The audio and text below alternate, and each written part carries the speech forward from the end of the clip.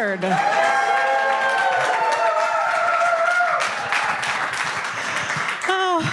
But really, welcome to everyone. Thank you all for being here. This is very exciting. I am excited to see all your faces. It's been many years since I've seen some of you. In case you have not noticed, we are changing our hashtag this year. It is State of the Word, written out. But remember to do your capitalization for people using assistive technologies, readers, screen readers. I got it. There is going to be a Q&A portion after this. It will be here from our live audience, but also some folks at home. He's the at-home portion for us right now. So if you have any questions, get them ready. If you're here, there's a microphone here that you will be able to ask your questions at. Or if you are watching at home, you can head on over to the YouTube embed of this live stream, and we are monitoring the chat there for questions as well.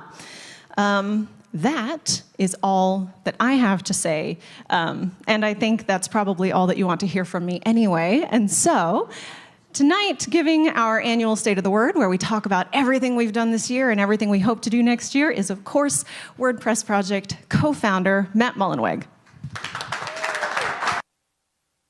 Thank you, Josepha. Wow. We're really here. So, welcome, everybody. And I've been told to ask if folks over here can just move up one row, if you don't mind. We're going to try to fill out the front a bit. This is so exciting and so, honestly, fulfilling to be together again. Oh, yeah. I guess everyone's starting to cascade. For those joining us live, we are here in New York City. The sun is setting. We've got a few invited community members from all over the world. Thank you all for coming. We had people joined by plane, train, and automobile. How long was the train ride? 3 days. Wow, 2.5 days. 2.5 day train ride to get here. So that is definitely the most interesting. I actually also came probably a 2.5 day trip, but all the way from Antarctica. So if you notice a little bit of a raccoon tan, that was because I had very strong sunglasses and I guess not strong enough sunblock. So that's me with some penguins. And while there, I read a lot of books and learned a lot about Antarctica. And one that particularly stood out, actually a leader who's inspired me for a long time, was Ernest Shackleton. And I knew a lot about his endurance journey where ship crashed or got stuck and then they sent back, basically they saved every person who was on that journey. But a story I didn't know about him, which I learned about, was on one of his journeys to the South Pole, he turned away only 97 miles away from reaching the pole. Which is pretty darn close. If you've ever tried to go, I think I flew if you add it all up, almost 7,000 miles back. So to turn around to the last 97. And actually, as this was happening, as I was reading about this, I was thinking about the version 5.9 release. So you might know that today was right around today was the originally scheduled date for the WordPress 5.9 release. And we made a very, very unusual decision for WordPress to delay the release for about a month. So we're going to release it in January. But it felt like we were so close, and we decided to turn around. And but I believe it was entirely the right decision, as it was for Shackleton. He made it back alive. I think his saying was, better to be a live donkey than a dead lion. So we don't want full-site editing, which is coming in 5.9, to be a dead lion. But it was also, I think, a moment for reflection, because, of course, we talk about, in the philosophy part of WordPress, how deadlines are not arbitrary. And whenever we were making that decision, which wasn't that long ago, to delay the release, I wasn't thinking so much about what was happening right then, the kind of month before the release. but what did we do 3, 4, 5 months before? So I think it's an excellent time for reflection, and actually some of this has started on Anne McCarthy's blog. We started talking in her comment section, in public, of course, as everything happens on WordPress, about what we can learn from this, that we can start putting into effect not just for the release coming next month, which will be fine, but for the big 6.0, which is coming next year. I've even heard some rumblings that 2022 might be a year we aim for 4 releases instead of just 3. But let's not get too crazy just yet. We're at the beginning of the state of the word, not the end. We had a very, very exciting 2021, and really it was quite fulfilling to be part of it after it's still part of a very challenging time in humanity. One of the things I wanted to highlight first was our 8 new core committers, both the core and themes. So let's do a round of applause.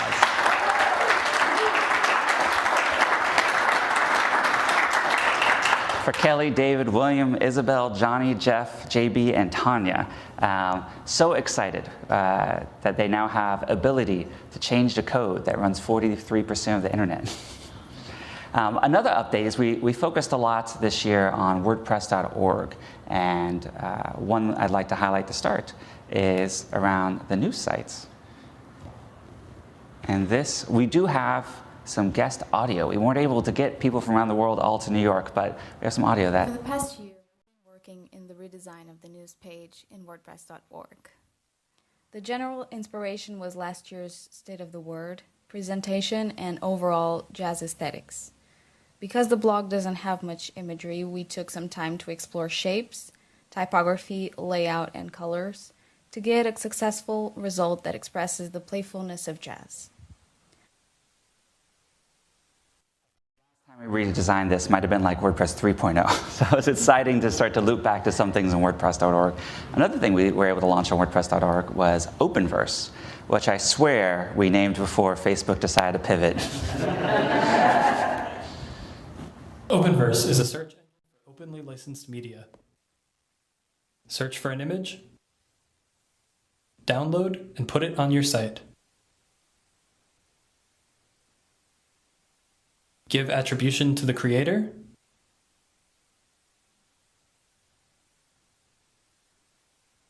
and that's it.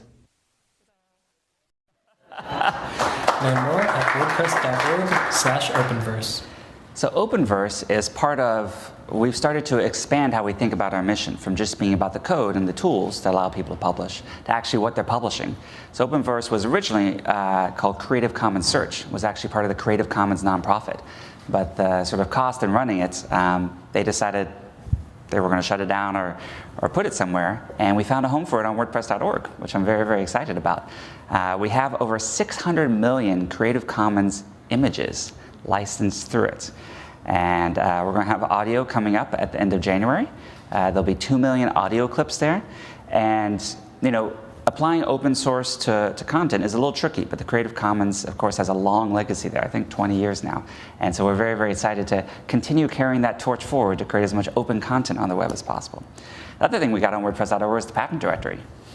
The WordPress pattern directory, similar to the plugin and theme, is a site that features submitted patterns that anyone can copy and use. With WordPress 5.9, WordPress.org members will be able to sign in and submit patterns to be added to the directory, as you can see in this flow. This is a huge opportunity for designers to contribute to the overall WordPress ecosystem without having to know how to code a plugin or a theme. If you've used patterns in WordPress lately, you know they make it easy to add unique layouts to your site quickly. Now imagine helping others create beautiful content from testimonials, headers, galleries, and more with your own submissions. Once submitted, patterns will be set to pending, and you'll be able to see all your patterns in one place. Submitted patterns can also be resized right on the page to give a better understanding of how our pattern will be displayed at different sizes. And since patterns are really just text, they can be copied to your device's clipboard, just like any other text. Just paste the pattern into any block editor to incorporate it into your site. Catch that. So the copy pattern button on WordPress.org, you just press that, then you go over to your Gutenberg, paste, and you get whatever was there. So this is a very, very exciting way. With the first version of Gutenberg, the phase 1, what we really created was all the fundamental building blocks, almost like that you can build pretty much anything out of, much unlike Legos or strands of DNA. But with patterns, we now have the ability for really anyone, whether with no code or low code, to be able to create and share complex presentations of what you can do with blocks. Another thing I was really, really proud about our progress in 2021 was what we call the polyglots. If you don't know, polyglot is a word for someone who speaks a lot of languages. I speak barely one, so these folks always impress me quite a bit. We had a 76% improvement in the language packs that are being created for plugins and core. And we're up to now 15,900 active translators. With that work, we've been able to take the number of locales that WordPress is translated to at time of release to 71.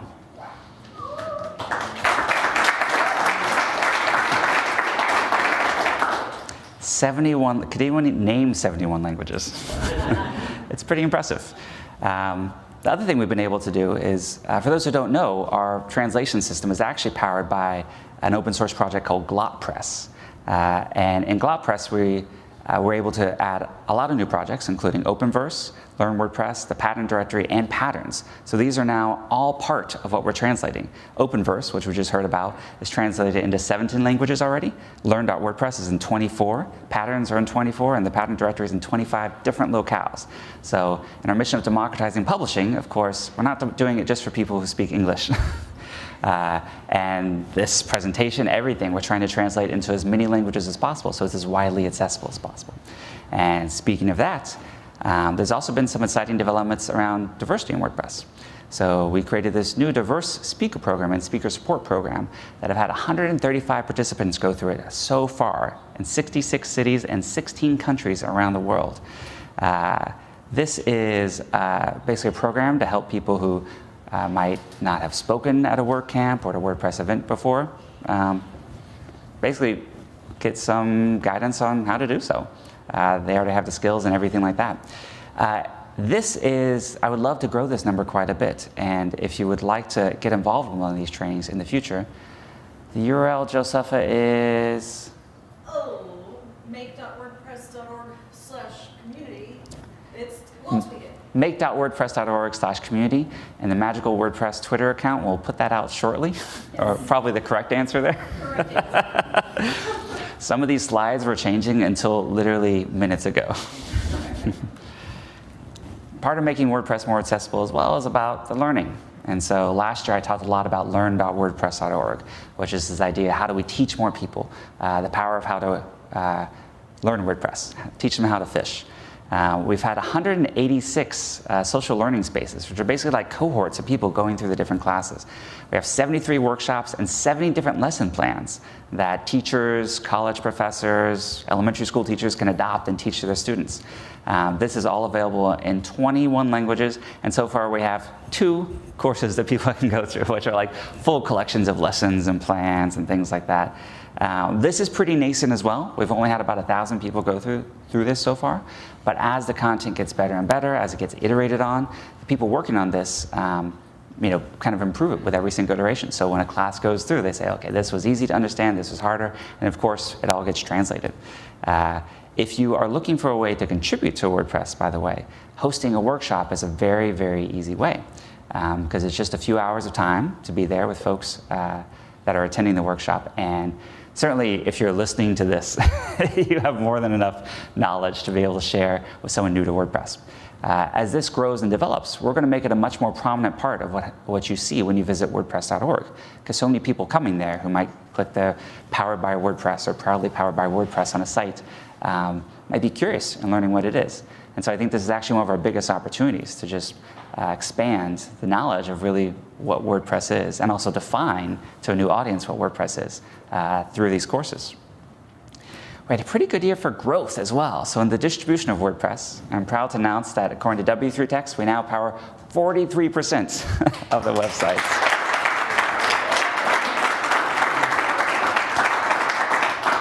We also had, we doubled the number of themes that were being added to the directory. Huge amount of work there from everyone who works on theme moderation and theme directory.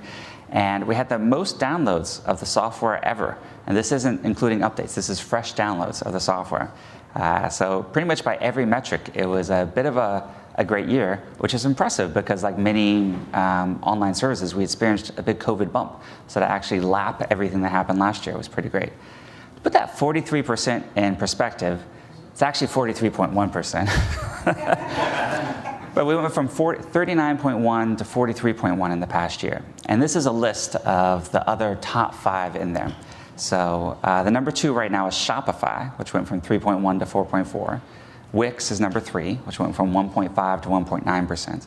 Squarespace went from 1.4 to 1.8%. And the only other open source project that's still in the top 5 is Joomla, which actually shrunk from 2.2% to 1.8%.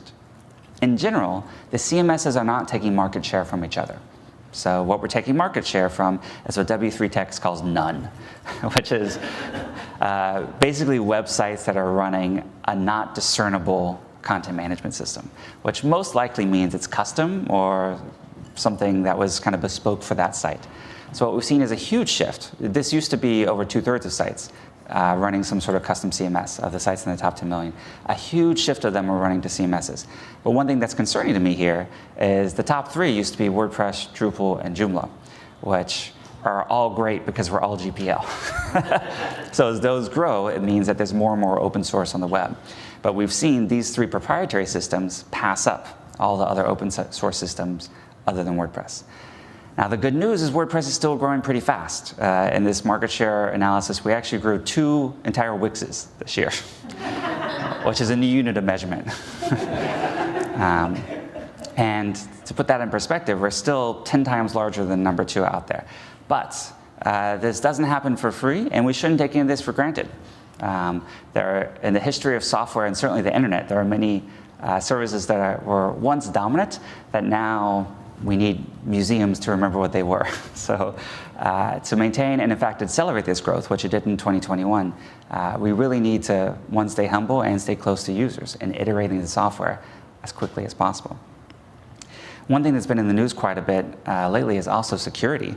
And I'm proud to say it was a good year for WordPress security. We had over 30 people, of which 1/3 of them were first-time contributors, contributing security patches. In our security reporting system, 71% of the reports ended up being closed as not applicable, and about 5.6 for duplicates. So this means that someone had reported them already. Security is a process. Anyone who says they are perfectly secure is tempting fate. But it's a process, and the investments that we put into updating WordPress, and basically in partnerships with the host, where we work with both host and CDNs like Cloudflare to, whenever we are aware of something, we actually work with them first to protect WordPress sites, often at the network edge or at the host or data center edge, in addition to being able to push auto updates to the vast majority of WordPress sites in the world. And this is incredibly important as we go forward and continue to grow. Again, security is a process, not an endpoint. So our ability to be one of the most secure platforms in the world is 100% a result of how much we're going to be able to update sites. Because humans are fallible, something I fundamentally believe. All our code is written by humans, as far as I know. So that means our code is fallible. So that means somewhere in the WordPress, many hundreds of thousands of lines of code, there's something that could be improved or some sort of bug, which might have a security implication. So what's really key there is how we're going to be able to update it. In terms of updates, changes, improvements, we also did a lot of the block themes. So this is, last year we only had 2 of these in the world. Now we're up to, or 3, now we're up to 30, so we have a 10x, but this is nothing compared to what it's going to be in the future. Block themes are basically themes that are built from the ground up to be customizable entirely with the Gutenberg block editor. 2022, which is the new default theme, which will actually launch in 2022 with the release of 5.9, uses all of our new tools, including blocks, themes.json, and the new design tools I'll talk a little bit about later and a little bit next in this presentation. We also finally got to one of the as you know, like, there's a limited number of developers for WordPress, so we kind of work on different things at different times, which means sometimes there's parts of it that haven't had attention in a while. And if you have recently updated widgets in your sidebar, you might have seen one of those parts. But coming up, or actually now, you can now manage widgets with the block editor As of WordPress 5.8, you can now manage your widgets with blocks, allowing you to visually edit more parts of your site. This is actually really cool. Check it out. Here's an example showing off how deep customization can go with a combination of tools, starting with layering 2 blocks to create a neat effect. As you can see, being able to use blocks opens up tons of new creative possibilities, from no-code mini layouts to tapping into the vast library of core and third-party blocks to create content. That's the focal point changing. Keep in mind that you'll have the same controls in the post editor perfected placement and the opacity. Go a step further and add a duotone filter to create an even more compelling experience. Enjoy the familiar experience of drag and drop to get the details just right before saving, checking out your awesome creation on your site. Ta-da! That was a little bit of a widgets and blocks demo, but also some really cool Gutenberg stuff that we're going to talk more about later. The other block, maybe the most complex block ever created, is called a query block. So imagine WP_query now on a block. Thanks to the query block launched in 5.8, you can now easily display your posts and pages with blocks, as you can see here. This advanced block comes built in with various layouts that you can switch between until you find the one that you like. From there, you can go a step further to customize your featured images thanks to new design tools coming in 5.9. This includes dimension controls and various scale options, so you can tweak to your heart's content. Again, that was like a pretty fancy demo. I'll mention a few things in there. You got to the block Navigator, which is a very exciting way and accessible way to navigate through blocks. And I don't know if you saw it, but what Anne was doing in that demo when she was changing the size was actually she clicked and then moved her mouse up and down, which actually increases it. And finally, one of the things that we're still not sure how to describe exactly, but we're very excited to be part of the design tools of WordPress is duotone Image filters. filters like duotone can be used in even more places, like the featured image block. It's a great way to bring character to your photos and perhaps in the future your videos. This means you can transform your images without touching any code or photo editor. If you look, I'm going to try to go back to the beginning of that. She might start talking again. But if you saw, those images were all kind of different colors and they didn't really match. What duotone allows is imagine duotone being like grayscale, but instead of just going between white and black, you get to choose the 2 colors that it goes between. So essentially what this can do is create a really cool, consistent aesthetic throughout all the images. And what we're having here is it's actually being used in the query block. So when Anne updates one of them to kind of cross-fade the highlights or shadows, which you can choose, it actually updates every single post in that block. So that's why they all now look cool and consistent. This is a pretty cool tool. It's hard to explain, but really fun to play with. So if you're going to get one of the latest block themes, including you can download the 2022 one from betas. Oh, we got a little feedback there. Play with this. It is really, really cool. And another cool thing is that themes can, of course, define the default gradients that are suggested through themes.json. All of this is possible because of the literally thousands of people that contribute to WordPress. So just like we did in the beginning, thanking committers, I do want to thank and highlight, at the very least, the faces, if not all the names, of some of the contributors to our last releases. So the 5.7 release was named for the amazing jazz bassist, Esperanza Spalding. And we had 481 contributors in that release, of which 24% were brand new. This is all of their faces.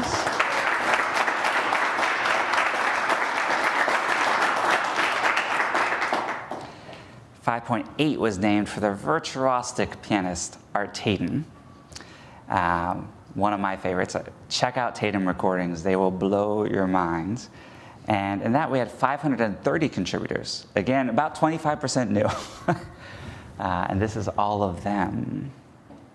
Da, da, da. And for 5.9,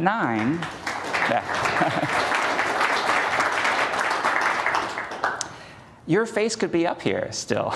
I mean, not right now. But for 5.9, we've already had 580 contributors to the core software.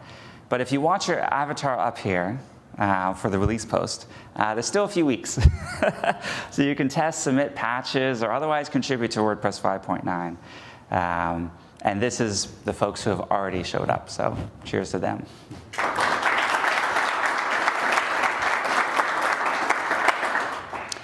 Contributors show up for all sorts of reasons. It's to give back to the project that helped them, to network and socialize with like-minded people, to support and learn from entrepreneurs and other professionals, to gain valuable skills that are really, really useful, work alongside some of the best developers in the world. And if you have another reason, drop us a tweet. So we're using the State of the Word tag, but we're also gathering lots of feedback during this live stream and for whoever's watching this later. So use the State of the Word hashtag, and we're going to check that out and actually highlight some of them on the blog later.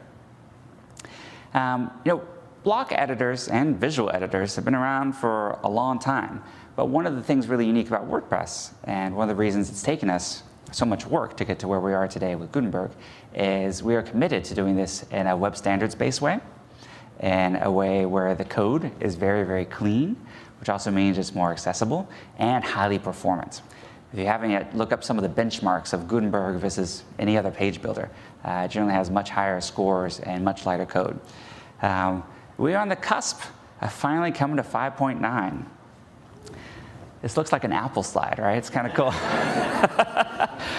It's got duotone, improved gallery, which you can drag and drop, block spacing with a single control, border bar, flexible layouts, themes and patterns. You can edit your site logo easily, including make the logo bigger, which I'm sure some designers have heard. Someone got that one. The list view, which is super, super cool. It allows you to navigate between relatively complex hierarchies of blocks very, very easily. And finally, the integrated pattern directory, which is probably the easiest way to essentially contribute code to WordPress that has ever existed. We've got a few demos here of what's in 5.9. And these are honestly some of the coolest demos we've ever shown in the State of the Word. The 5.9 release marks the introduction of a next generation of themes that allows greater customization and simpler building. Themes can now be created entirely with blocks, meaning you get all the familiar editing tools and the same blocks you use when creating posts and pages to allow you to edit all parts of your site, including your header and footer. All the templates from the theme can be edited using the block editor, like the home page, your blog archive, or single pages. Want to zoom in on just your header? Easy.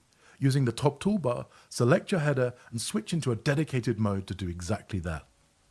Once there, you can explore the new navigation block that comes with built-in responsive and keyboard-accessible options. With over 30 theme blocks, the ability to customize and create every part of your site has never been easier. And do it in a fully responsive way, as you just saw with moving from desktop to mobile views. We've now got styles. Styles These are so cool. introduce a quick and intuitive way to change all the visual elements of your site globally, from typography to colors to various aspects of how blocks appear. All of this allows you to achieve distinct looks by modifying the style presets. Here's an example from the 2022 theme, showing how drastically different the theme can be with tweaks to the styling options. You can change anything, but there must always be birds. It's called the hatchery theme. I mean, you're kind of stuck with it. And then finally, we improved how patterns work. Patterns can be used to create different sections like headers and footers. In a few clicks, you can make a brand new header without changing your theme. Open the inserter, switch to the Patterns tab, and select Explore to see what's available. All these new features help you get where you want to go faster. Time and time again, as we look towards the future of WordPress, it's probably my favorite slide. We're finally achieving one of the things that WordPress set out to do 18 years ago now. I feel a little old saying that. I think starting, well, actually now I've worked on WordPress more than half my entire life. I hope to work on it the rest of my life if y'all still let me.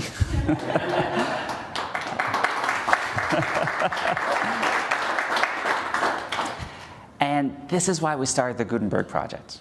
When we first introduced Gutenberg a few years ago, all the way to when we first showed the first mock-ups and ideas of it in 2013, we said this was going to be the foundation on what the new versions of Gutenberg was, what the new versions of WordPress were built on, what our next 10 years would be. And not only are we enabling folks to express themselves, and ideally uniquely on the web, unlike the cookie cutter that all the social sites try to put you into, the cookie cutter looks, we're doing it in a way which is standards-based, interoperable, based on open source, increases the amount of freedom on the web, which is very key, certainly to me, and the most important thing that I work on. As we're renewing our commitment to the open web as a whole, it's also been kind of an exciting time to just be following technology news, because a lot of people have been talking about Web 3 and the decentralized web. I'm not going to dig super deep into defining Web 3, because I don't think anyone really knows what it means. But it is a buzzword that's now being talked about on NPR, Wall Street Journal. It's being talked about in the context of global standards. And to me, what Web 3 embodies is two essential ideas: decentralization and individual ownership. And for me, those are both things that WordPress is both well poised to be already doing and to continue doing for some time to come. Let's talk about decentralization and ownership. WordPress in specific, but open source in general, you can participate in it from anywhere. There's 30 of us here. But the WordPress community, as we saw, is thousands and thousands of people, 15,900 translators. You can host a site anywhere on any infrastructure that you like. You can create your own forks of WordPress. Any person here could create Penguin Press or whatever you want to call it. Take the code and take it on your time. And you're really only limited by your time and creativity, which is also an aspect of at least my favorite Web3 projects. The other key is individual ownership. So in WordPress, as with some of the best Web3 products, you own your own content, the code, everything to run it, without any payment to WordPress. You can move your content from one site to another easily. In fact, WordPress's export format has become the de facto standard for all their CMSs. So even like a Squarespace, and kudos to Squarespace for doing this, supports when you export from Squarespace, they actually export in the WXR format, which is basically just something we did like 15 years ago, which is take RSS2 and add on a few extra XML fields to create a standards-based WordPress export format. And you have the 4 freedoms of open source and the GPL, which allow for ownership for every individual, including every person in this room or every person watching this owns WordPress just as much as myself or Mike Little do, and an individuality of expression. Keep this in mind, and I would say apply the filters of everything in Web3, the NFT space, etc. There's been an incredible amount of innovation. I think this has also attracted some hucksters and some folks kind of hustling things that aren't truly open. So you all are very familiar with WordPress. So for every project which is asking for your money, dollars, or for you to pay the cost of a house for a picture of an ape, you should ask, does it apply the same freedoms which WordPress itself does? And how closely does it hew to and apply to increasing your individual agency and freedom in the world? Ownership has also been a fun topic in WordPress this year, because we've had a lot of acquisitions. There are 42 logos and slides on this slide, which represent acquisitions I was able to track. For those on the live stream, something just crashed. We don't know what it was. Hopefully everyone's okay over there. On sites like Post Status, there's been a joke, number of days since acquisition, constantly reset to 0. And there's been a lot of these. And I probably missed some in this logo slide, so I apologize, whatever I missed. So some people have been saying that there's been some sort of unusual trend in WordPress or something crazy happening in our community. So one thing I like to do in the State of the Words is also put whatever we're doing in the context of what is more broadly happening in the technology and world ecosystem out there. So I've got a few slides to share to you, technology and macroeconomic trends.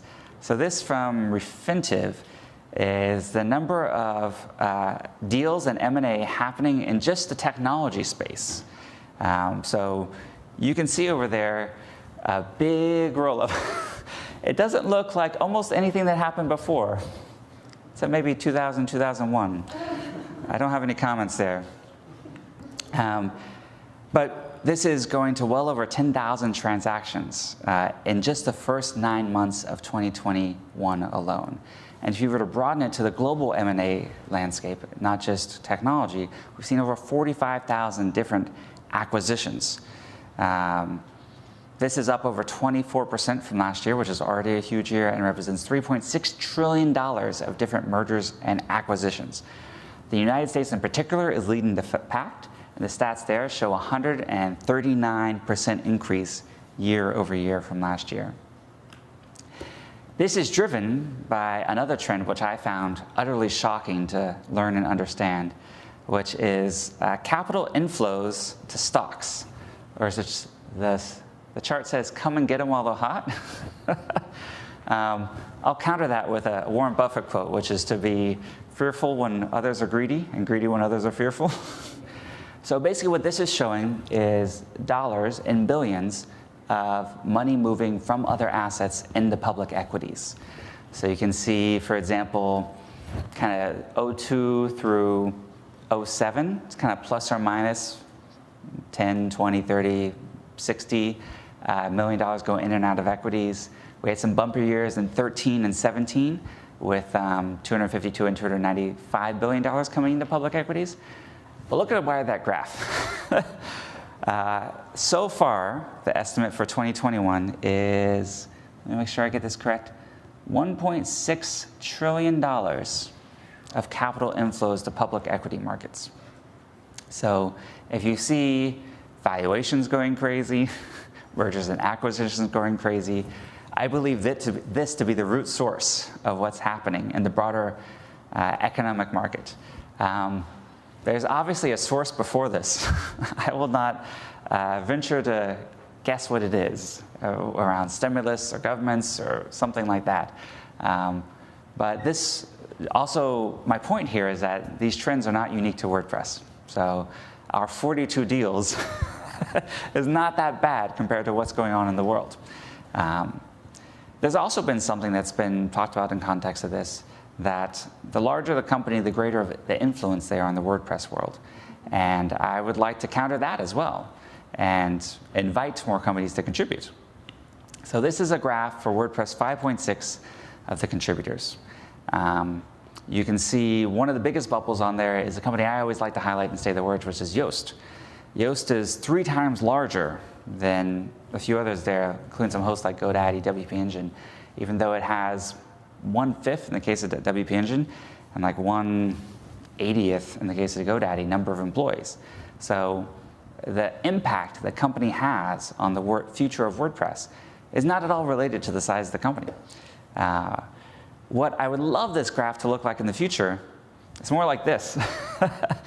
There's no reason that if we really take to heart what's made us successful so far, that we can't get more companies participating in the commons of what's happening.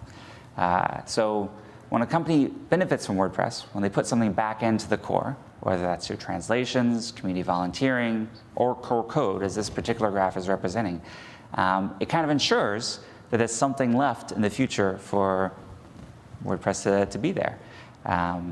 You can't run Wix or Squarespace on GoDaddy, as an example. So what I really feel has gotten us here is the spirit of what we call 5 for the future, which some of you all are familiar with. But I would like to expound a little bit for those who are maybe new to hearing about this, or in other communities, because when we hear about things like, you might have seen this security bug that's going around with a library called Log4j. Who's ever heard of Log4j before? 2, 3 people before Twitter recently. But it's caused this very real RCE, which stands for remote code exploitation vulnerability, in basically every major internet service in the world. For trillions of dollars of market cap, from Apple to Minecraft, have been impacted by this. And gosh, I wish I had a slide for this, but have you seen the XKCD graphic? We'll tweet it out later, or maybe now. There's this fun comic, one of the coolest comics in the world, by the way, that shows like a very complicated structure, and this is like the global economy, and this one little thing holding it all up is an open source project maintained by 3 random people in Missouri. That's kind of Log4j. Fortunately, we don't have this problem in WordPress because we have tons of folks sponsored, and we've been really key about Five for the Future. But it turns out that the folks working on Log4j, there's like 3 people making, and the first person who fixed the bug said they got a sponsorship of $16,000 per year fixing these sorts of things.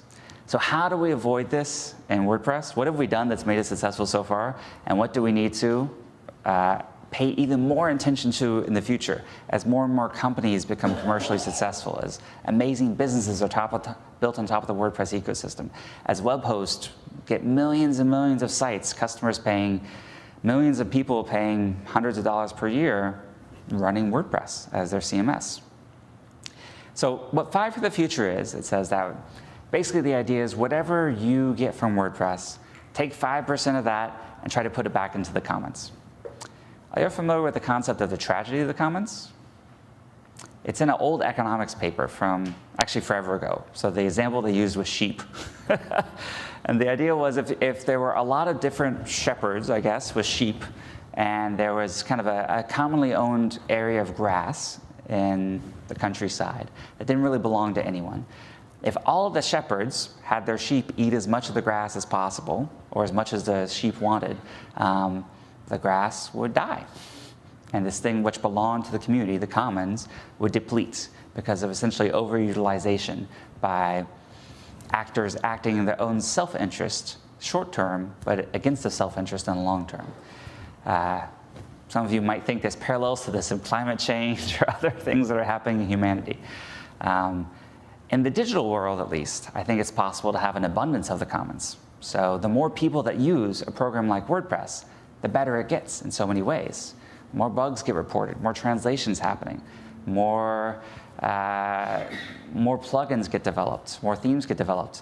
And so the more people that use WordPress, WordPress doesn't get any worse for any of you. In fact, the more people that use it, the better it gets. But part of that is some percentage of the people who essentially directly benefit from WordPress, putting something back into the commons. Fertilizing the soil, planting some more grass, however you want to think about it. Have you ever seen the take a penny, leave a penny? Little things. Do those still exist even? Do we still have pennies? I know they've been trying to get rid of them for a while. Funny story, actually. I used to participate in this macroeconomics competition because I was a really cool high schooler. And I got to meet, at the time, the Treasurer of the United States because we won the competition at a few different levels. And I'm a high school kid, and and I apologize, the name is escaping me right now, but the Treasurer of the United States, I was like, cool, you're the treasurer, what's the thing you most want to do? And her answer was, get rid of the penny. And I was amazed. So the Treasurer of the United States, if you don't know, actually signs all the dollar bills. I mean, not literally, but if you looked at a dollar in your pocket, you would see it was a virtual signature or a printed signature from whoever's the treasurer. But apparently pennies cost more to produce than they do to use. So it's kind of a funny thing that we still have pennies in the United States, at least. Weird aside. Commons, sheep, pennies.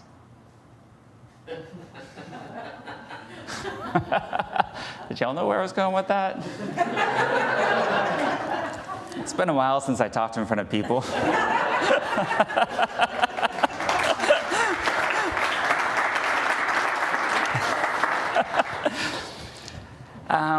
Five for the Future is, we launched this in, I think, 2014, where we first started talking about this. But in reality, it's been embedded in many of the companies, including Yoast as an example, and Automatic, that contributed to WordPress almost from the very beginning. Because we had this sense that what we were creating together wasn't something that happened for free or that would happen automatically. It was a freedom that required the diligent effort of all the people that were putting in their free time and their hard-earned talent into this thing that we were creating together. And not unlike the Wikipedia, could become something that's far greater than the sum of its parts. WordPress cannot be written by one person or even one company. The quality, the robustness, everything of the software is a result of everyone who's contributed to it. Not just in the most recent releases, which we highlighted some of those, but all the way going back to even the predecessor to WordPress, V2. Every line of code there represents a little bit of someone putting a penny in that take a penny, put a penny jar. I have studied actually many platforms over the years, whether it's open source platforms or successful sort of desktop platforms like Windows, and there typically tends to be this 20-to-1 ratio, that if the ecosystem is benefiting kind of 20 times more than whatever's in the center of the ecosystem, it works. At the point when whatever's in the center of the ecosystem takes more than that, it kind of all breaks down. As two recent examples, there used to be something called the Facebook platform. The Facebook platform mostly benefited Facebook. And when a company got too big on top of it, often Facebook would change the rules or pull the rug out under, whether it's a company like Zynga or others that were benefiting from it. If you go all the way back, do you remember the release of Windows 95? Yes. Whoa, I'm impressed.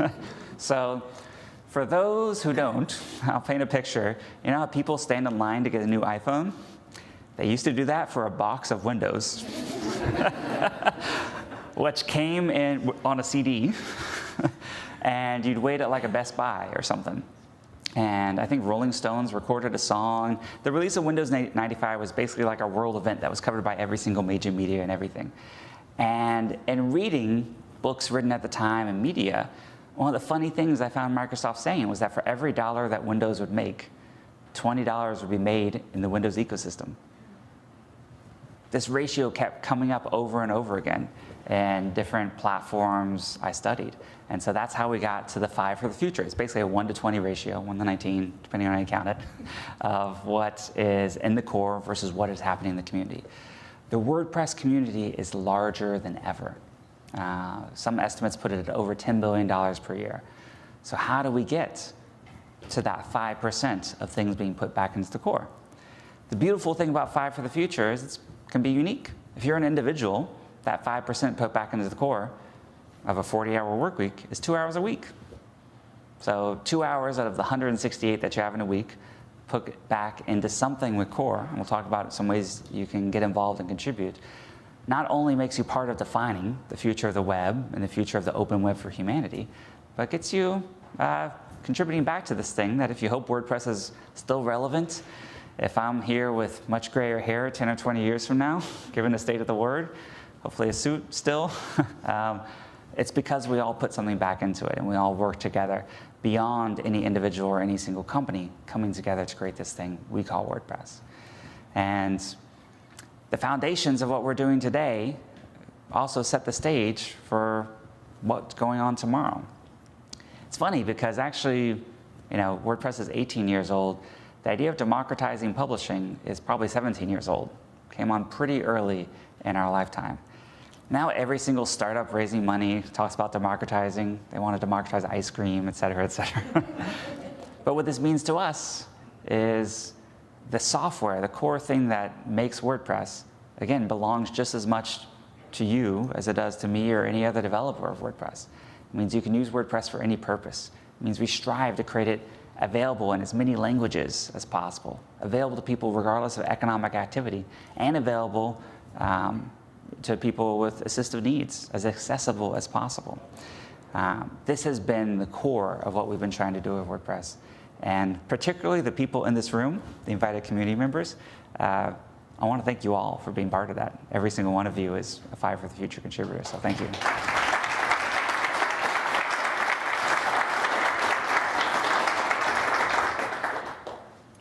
And if you're streaming, you could be in this room in the future. Contribute.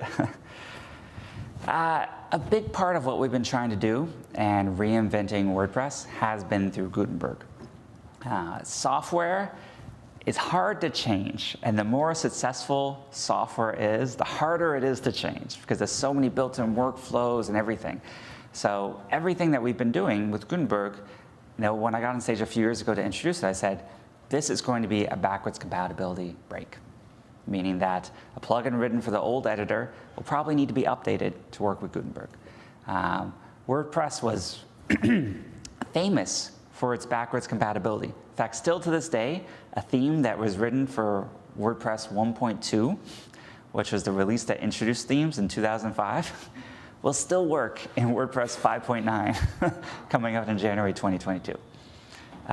So we're really serious about backwards compatibility. But for Gutenberg, we said there's something new that's coming, which is going to be #worth it, #state of the word. To remind you, we laid out a plan many years ago, which we're still following today, around the 4 phases of Gutenberg. Just to remind everyone, 2018, we started the first phase of Gutenberg, which was around easier editing. This was the introduction of the block editor and the idea that the block editor will be able to edit everything inside the post box. So we were thinking inside the box with blocks. We are currently in the middle of phase 2 of Gutenberg, which we originally started in 2019, but it's all around customization. This is thinking outside of the post box. All the things I showed you earlier allow you to edit your entire site using this concept of blocks is happening now. And what's beautiful about this is, one, all the plugins and things that used to have custom interfaces, which are now being built on the Gutenberg framework, inherit all of the work we put into accessibility, keyboard navigation, everything that's built into Gutenberg, the clean code, etc. Also, when new users come to WordPress, or new existing WordPress users are learning Gutenberg, they only have to learn things once. It used to be that the way to edit a widget or create something using a short code in a post, there were like 4 or 5 ways to essentially do the same thing inside of WordPress. And we're now consolidating this all to this one block interface. This idea that the blocks are like Lego blocks and that they can be used anywhere. With 5.9, which is coming out next month, we are, I would say, at the MVP, the minimum viable product of this customization phase of Gutenberg. So I want to remind you of the next 2 phases that we're heading into. The 3rd phase of Gutenberg is going to be around collaboration. Note, I listed this start at 2023, not next year. It's because I think we don't want to leave phase 2 too early, because there's still so much to do. I'm forgetting the number, but how many block themes were there? It was like 38, 28? 28. That needs to be 5,000. Like, we need to really invest a lot in creating patterns and themes that take advantage of all these blocks. It's the new standard thing. If you look at what block editor plugins have been doing in kind of a balkanized proprietary way, we now have a standard way to do it within WordPress. And the more we can invest into that, the more that'll enable people to create really unique web presences. And then finally, which we don't have a year attached to, and in WordCamp Europe I get a really hard time for, is the idea of multilingual. So we want to take everything we just talked about and essentially allow you to publish sites in multiple languages with a workflow that makes sense. Because the world is multilingual, is basically the best way to put it.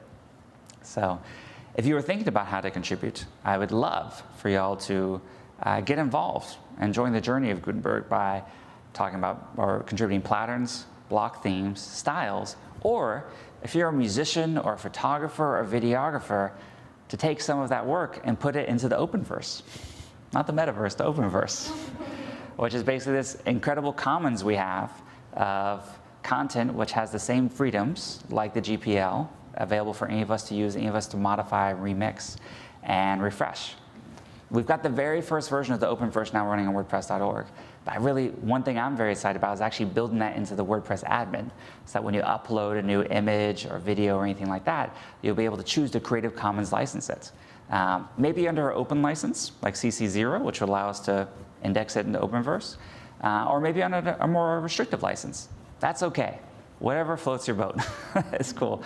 It's all about creators having the control and autonomy to choose to license their content however possible. And for those that choose to put it into the commons, that then becomes a part of what is shared in humanity and allows us to grow and create cool things together. And that kind of usage and remix economy.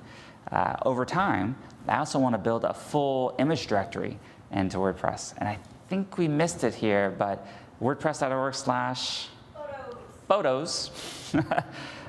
So if you want to learn more about Five for the Future, go to WordPress.org/5, F-I-V-E. And one thing we launched also is the WordPress.org photo directory, which is an idea for a CC0, which means basically totally open imagery, which is available to be used on any sites for commercial and non-commercial uses. And we're going to be building that CC0 directory into WordPress core. So that means that regardless of what's in your media library, if you set up a site for someone new, they could click on the media library, click Openverse, and say search for puppies or coffee or whatever it is that they're looking for an image for, and then be able to insert that just with one click in their post. And we can do that really nicely. You saw some of the Openverse attribution was still copy and paste. We're going to make that so that just happens when you insert the image. So by default, it'll have attribution for content creators. People could always remove it if they like, especially if it's a CC0 image.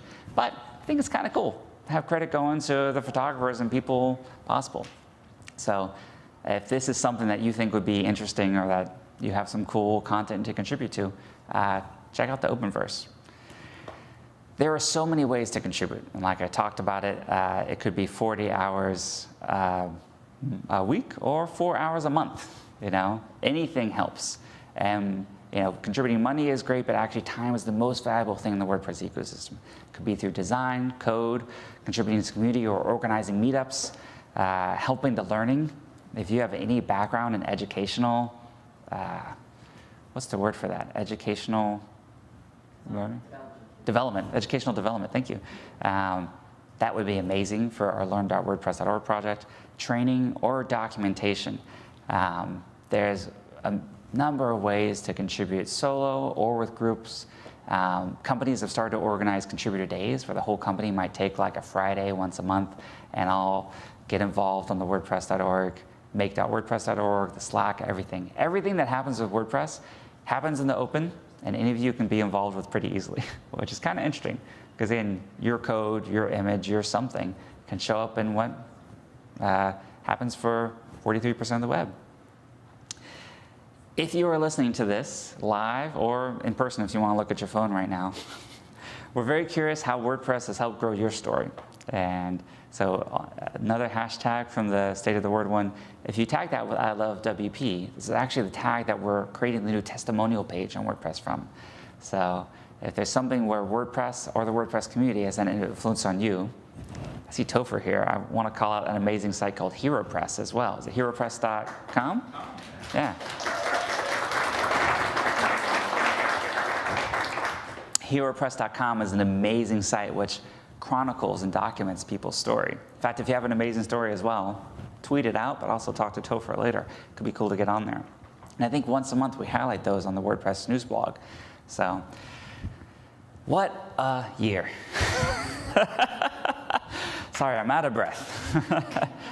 I'm also really, really excited to announce that just happened our first in-person WordCamp in several years.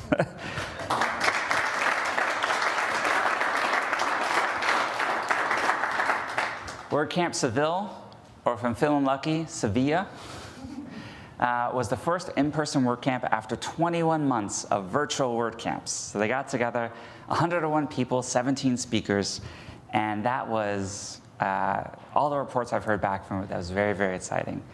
I'm so thrilled, both to be talking to the folks who are here virtually, but also to hang out with the folks here in person afterwards, after we wrap this up.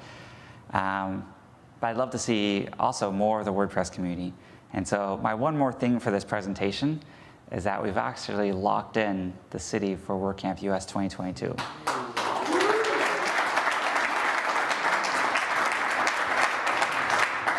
And God willing, we'll be in San Diego, California.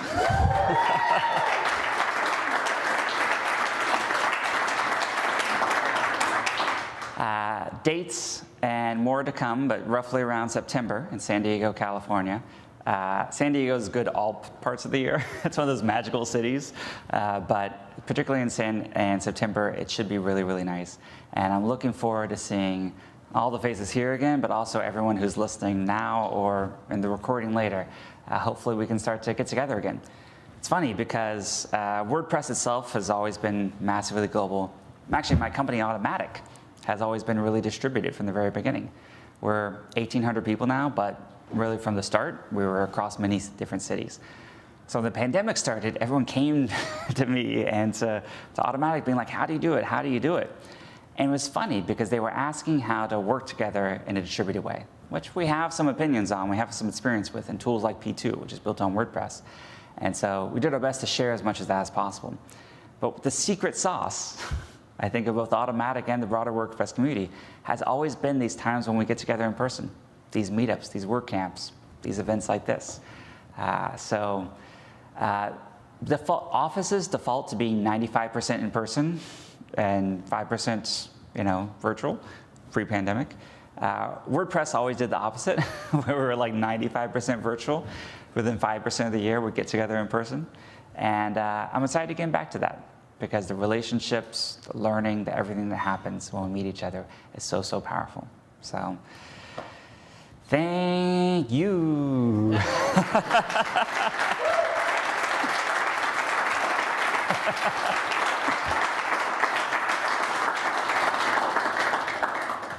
Thank you to everyone who came via plane, train, and automobile to show up here live in New York City for this very special State of the Word, most special to me that I think we've ever done.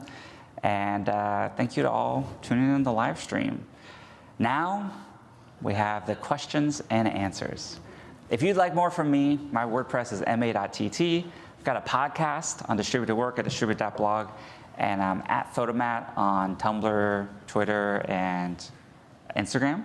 But now is the portion where we go to Q, questions and answers. Yes.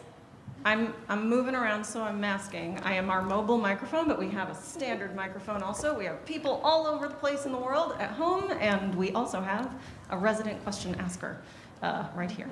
So who's going to represent the online questions, right? Yes, correct. And also, so you all know, I do not know what any of the questions are in advance. I will be hearing them all for the first time, which also means I might not know the answer.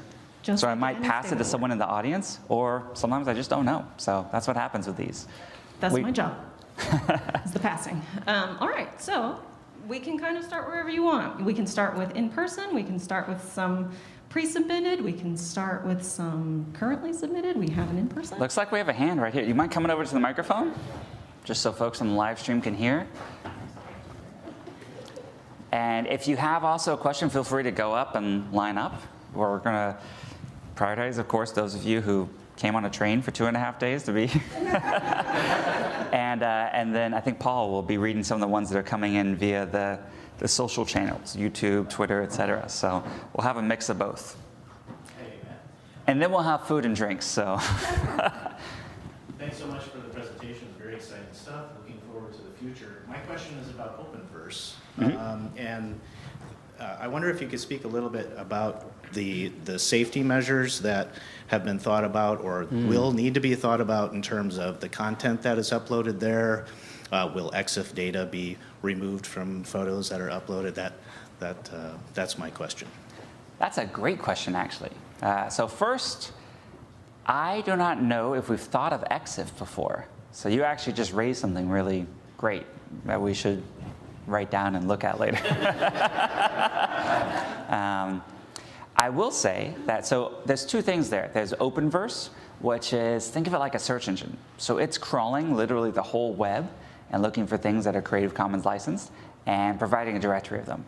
So what people publish to their own websites is kind of the state of responsibility there, but it's kind of like a Google, but for Creative Commons licensed content.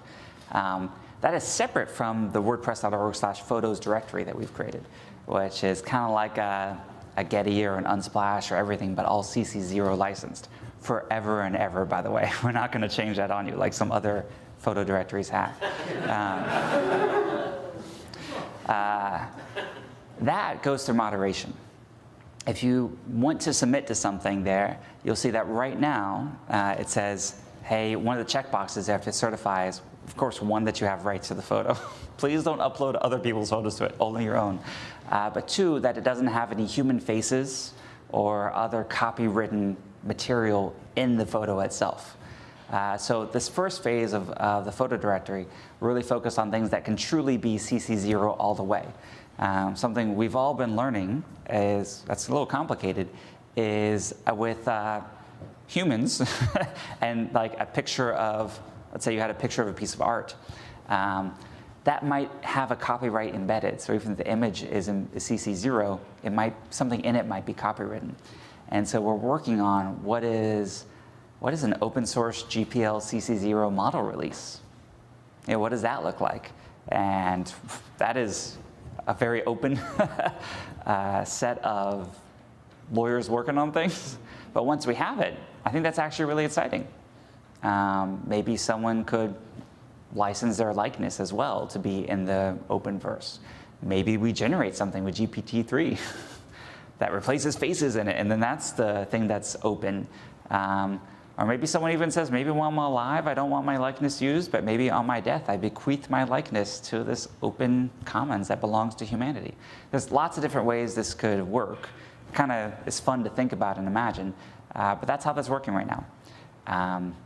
We'll probably, what makes sense is something that maybe shows the Exif data you upload before it goes into the thing, at least for a photo directory, so you're just aware of everything that's being put in there. Location is actually fantastic to have. Like if I have a picture of Stonehenge, the location where I took that picture is kind of awesome. But other metadata, which could be contained in the Exif, probably people should just be aware of, right? So we'll work on getting that added to the photo uploader. And by the way, awesome question. Thank you. Thank you very much. Strong open. To think about. Thank you. No problem. Did we cover everything you think is important there or anything else? Okay, awesome. Matt. Bob, before you ask your question, can you share how you got here? By train. Of Seattle. From Seattle? Yeah, Seattle. That's on the other side of the country, right? Yeah, that is on the other side of the country. And spending about 6 days on the train, 2 days here. Mm-hmm. And yeah, it's been an adventure. So I've come all this way. Give me some woo for 2022. Some woo? Woo. I want woo. to hear what Woocommerce is going to do in 2022 in your eyes. Sure. So Woo, spelled W-O-O, for those who don't know, is a plugin for WordPress, which creates commerce functionality in WordPress. It's one of the 55,000 plugins that exist, but it is a very popular one, an important one, especially as we look at things like you saw Shopify coming up on that usage graph. Woocommerce is an open source Shopify, and we hope that it can do to democratizing commerce what WordPress has done to democratizing publishing. In terms of what's coming for Woocommerce in 2022, the thing I'm most excited about that's most relevant for this audience is, I would say, embracing Gutenberg and the block interfaces for everything with Woo. So right now, Woo still has some ways of doing things which are more tied to the classic editor or short codes or other ways of creating like checkout blocks, products, everything like that. There are some plugins and experiments around Gutenberg and blocks. And I think that I would love if Woo was one of the best plugins in the world for embracing how to use Gutenberg. And I think the team's been working really hard on that. It is an amazing team that both includes a lot of community and a lot of folks sponsored by Automatic to work on that. And I'd say that's what 2022, the thing that's most relevant for this audience that I'm excited about is more Gutenberg and Woo. Cool. We also have the CEO of Woocommerce here. Does that sound, give me a thumbs up? That sounds good? All right. Sounds good. So more Gutenberg. Yeah. That's kind of the answer to everything is more Gutenberg. It's like cowbell. You can always have more cowbell. You can always have more Gutenberg. Thank you. Well, that was worth 6,000 miles.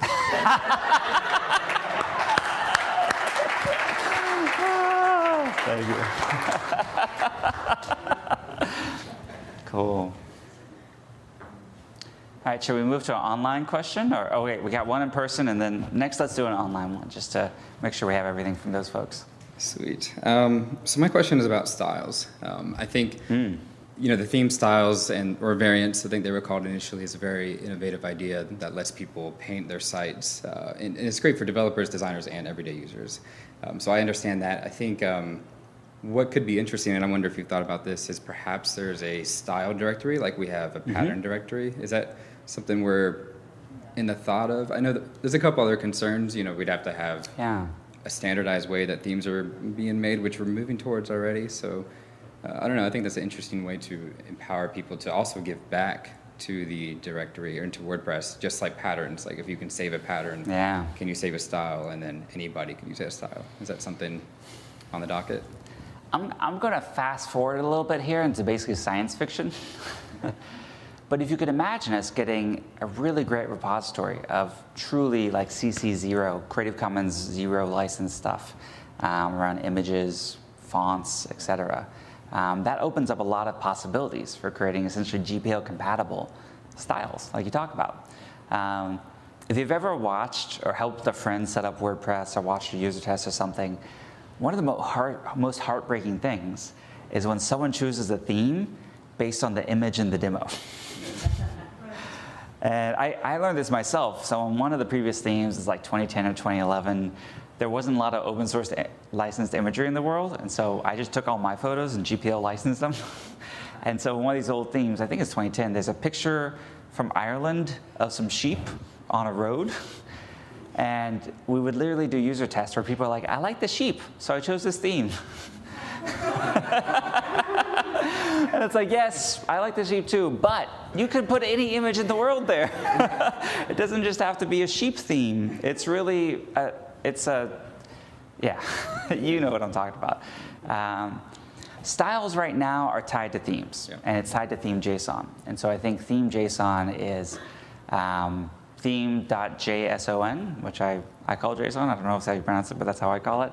It's the #1 thing. If you're a theme developer and interested in developing themes, look up that, learn as much about theme JSON as possible. So right now it's specific to the theme, but over time, particularly for things like typography, which is a passion of mine, my very first open source code I ever created, which was a contribution to B2, the predecessor to WordPress, was Texturize, which was, I had learned a ton about typography, and I wanted all posts to have proper typography. So instead of a prime mark in between like a word like that's, between the that and the S, I wanted it to be a proper curly quote.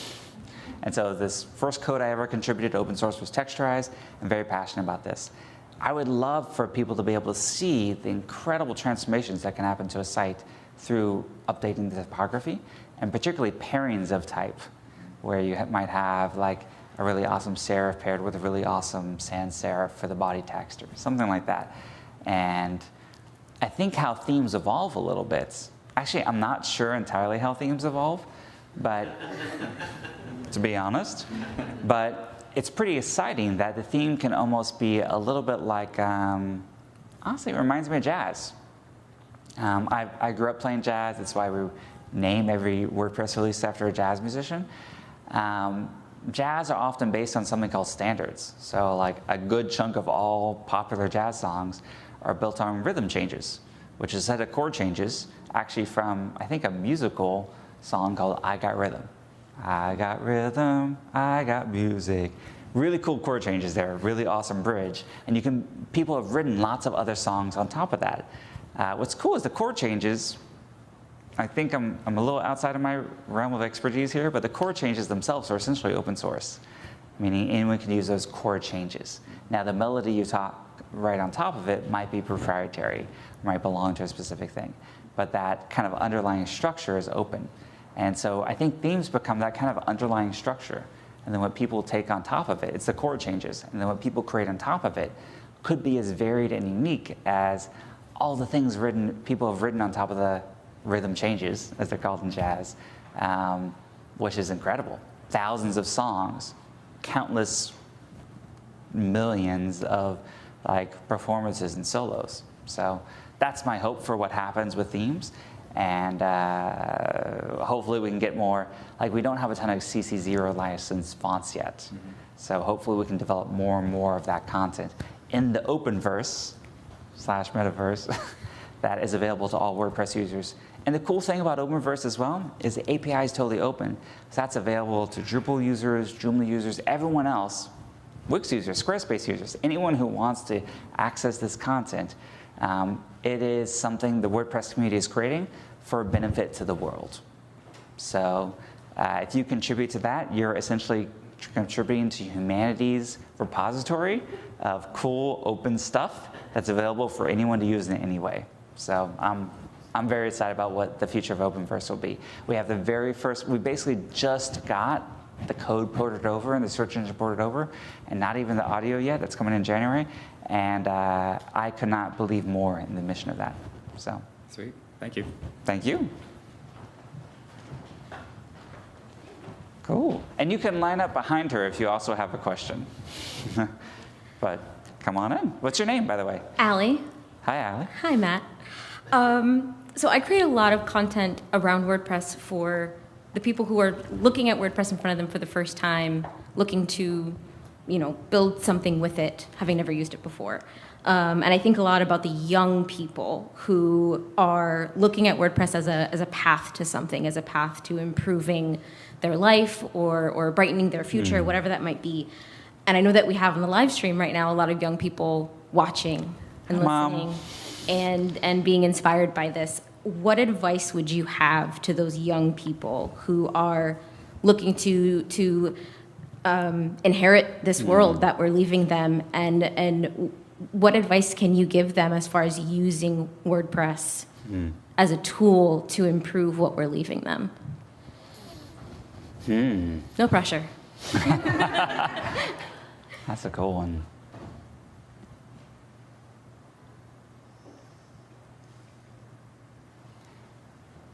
In my life, one of the most influential things I ever realized was that everything I was using, every piece of technology, every piece of furniture, every chair, everything, was created by someone who wasn't that much different from me or people I knew.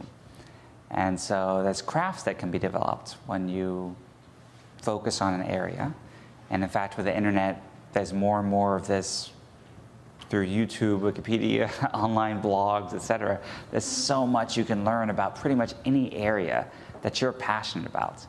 And I think for me, and it might be Steve Jobs or someone else who talks about this, but just this idea that the things that I use and love are created by people not that much different from me was really powerful.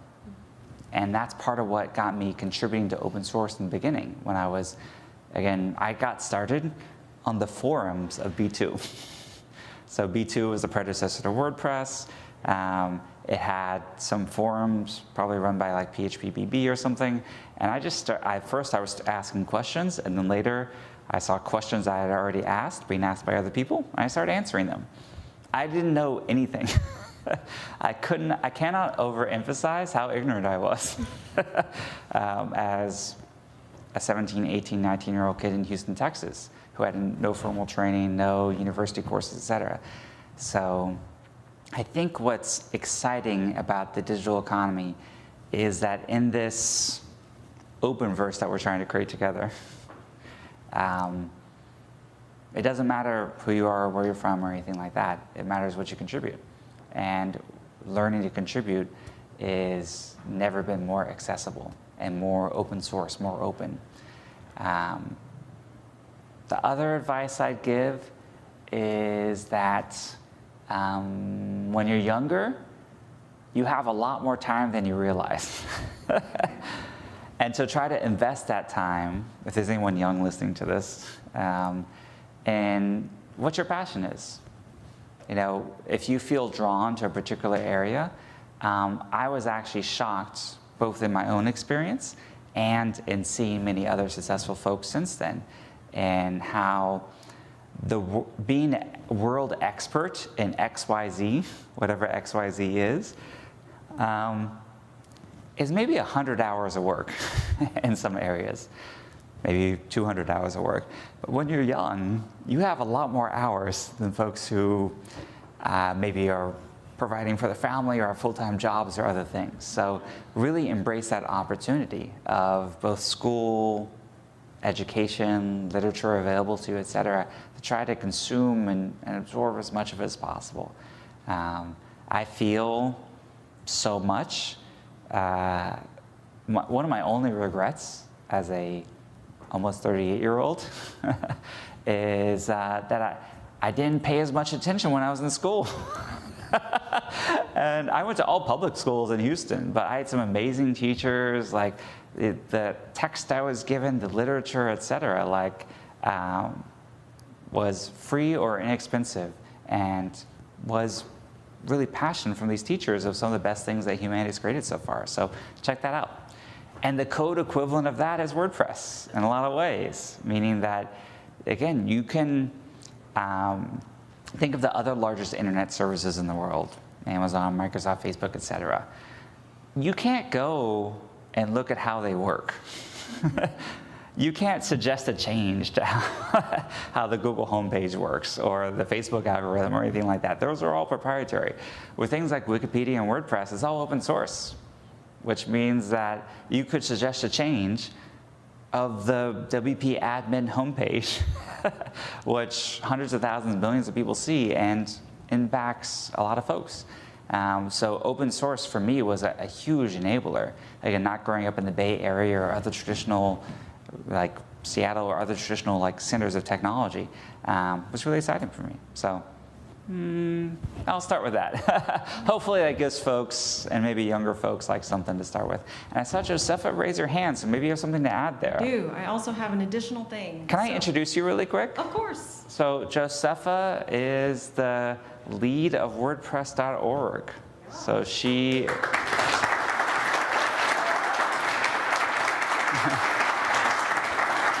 She is all the cool things we talked about around like the directories, et cetera. Josepha is in charge of that. So she really leads the community, development of WordPress.org, everything around that. So thank you, Josepha.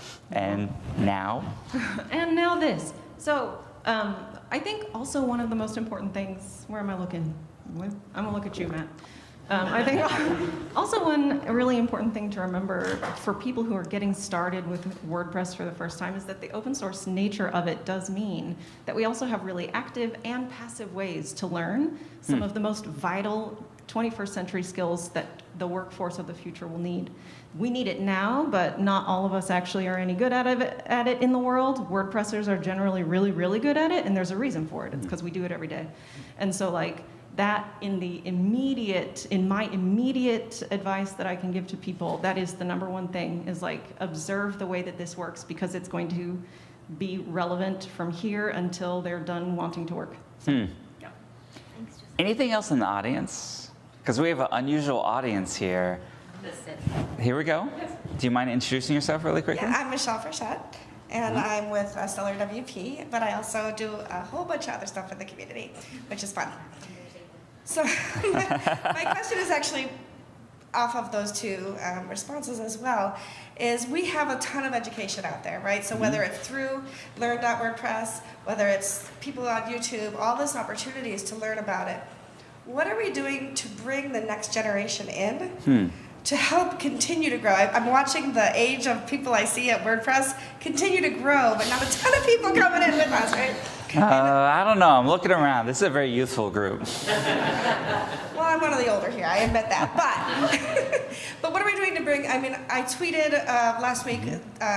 Olivia Bissett, she's in middle school, had a hackathon. I think I tagged you in my tweet.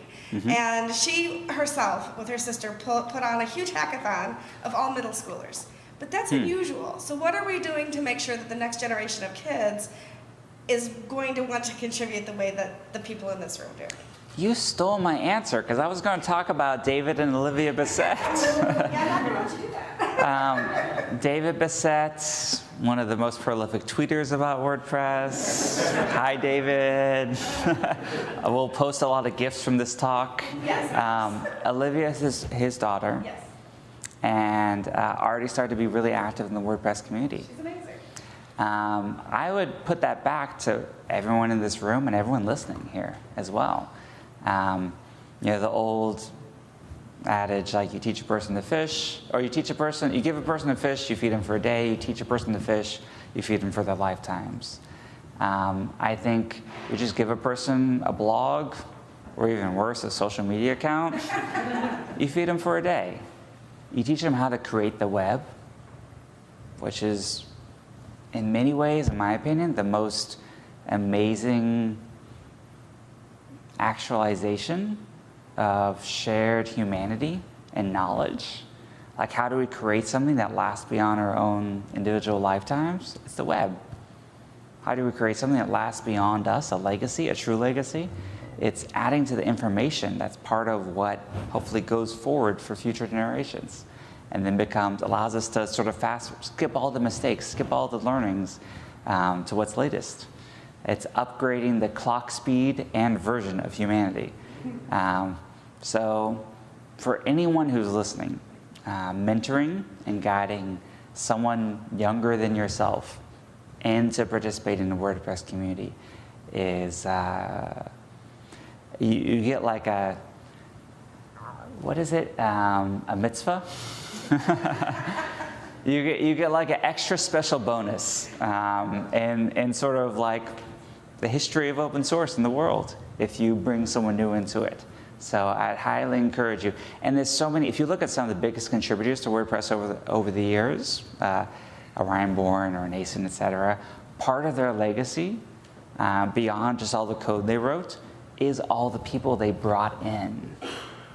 And the folks who felt like, they knew a lot, but they weren't able to contribute or something, and they said, no, you got it. You can be a core committer. You can be someone who patches a core bug.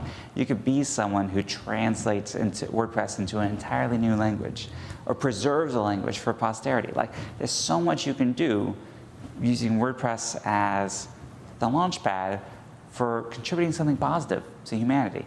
And so that is, I think, a real key. So I don't know what is perfect for the young people, because I'm not one of them anymore. I was when WordPress started.